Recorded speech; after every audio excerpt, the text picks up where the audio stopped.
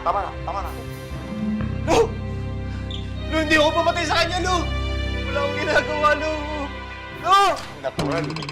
Magkasama nga tayong dalawa pumunta rito eh. Eh, Lu, tara na, magsumbong na tayo sa police. Teka, paano bang gagawin natin? Ganito ha? Pumunta lang tayo sa barangay. Kumpare ko yung tanod dun eh. At least sa atin, maniniwala yun. Halika na! Lu, hinawakan mo.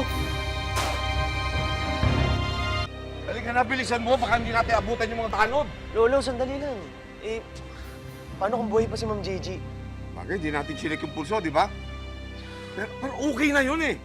Malay mo yung fingerprint natin lumipat sa kanya. Eh di tayo pa mapagbibintangan nun. Halika na, okay Sandali na. lang, Lo. Eh, paano kung buhay pa nga siya? Konsensya ako eh. Teka, Lo, babalikan ko si Ma'am Gigi. Teka muna! Uy! Tara, Lo, halika na, Lo! Rito, halika rito!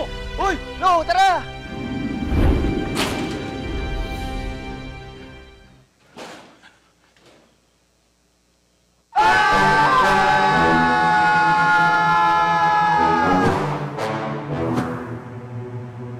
Bangkay ba talaga ni Gigi yung nakita nyo? Opo, Kap. Dalawa nga po kami ni Lolo May yung nakakita ng bangkay. Kanina po, maraming dugo dyan. Dito, ang dami dyan. Eh, asan? Wala namang bangkay. At ang linis na dito. Eh, baka may tumangay. Teka muna, malay ko ba? Eh, di ba trabaho mo yung alamin? Una, hindi po kami pulis. Pangalawa, hindi na po kailangan magpanik. Malay natin, baka kasama yung boyfriend niyang congressman.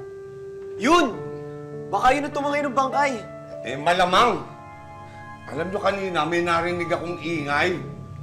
Nagsisigawan. Parang nag-aaway eh. Ang lakas nga ng tili ng babae. Eh, hindi kaya nagkasakitan yun at napatay? Kawawa naman si Ma'am Gigi. Sa ngayon, di ko masasabing totoo yung hinala nyo. Eh, wala namang bangkay. Mabuti pa, umalis muna tayo rito at baka makasawan pa tayo ng trespassing. So, lock nyo na to. So, paano? Mauna na kami. Tawagan nyo na lang kami kapag may update na. Hop. Kami na ang mauna. Ayaw naming maiwan dito. Kami na lang at tawagan mo pag may update na. Let's go.